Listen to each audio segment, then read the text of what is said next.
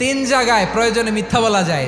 এক নাম্বার, আপনার ওয়াইফকে খুশি করার জন্য, সে একটু এরকম না বলে একটু কৌশল করে বললে খুশি হবে, ওটা বলা যায়। দুই নাম্বার, জীবন মরণের ব্যাপার, যান বাঁচানোর জন্য একটু কৌশল করে ঘুরিয়ে বললেন, এটা জায়েজ। তিন নাম্বার, দুইজন ঝগড়া লাগছে তাদেরকে মিলিয়ে দেওয়ার জন্য কৌশল করে একটু মিথ্যা বলা, ঘুরিয়ে বলা যায়। দুইজনের মধ্যে দেখলেন যে সম্পর্ক খারাপ, একজনরে বললেন, ভাই সে তো ওই দিন আপনার ব্যাপারে অনেক প্রশংসা। কি আমার ব্যাপারে প্রশংসা? কি বললো? এই বললো আপনি নাকি এই করছেন ওই করছেন, অনেক প্রশংসা। লোকটার মন খুশি হয়ে যাবে তার ব্যাপারে, ঠিক কিনা?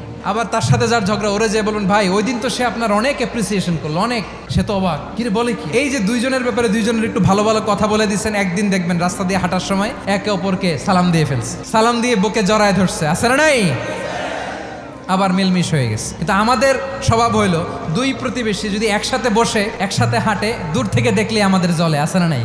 ঘটনা কি? এই দুইটার মধ্যে এত মিল কে? এই দুইটার মধ্যে গিরিঙ্গি লাগানো যায় কিভাবে? আল্লাহর কাছে তওবা করেন, এই মানসিকতার যেন আমরা না হই, আমরা মিলিয়ে দিব।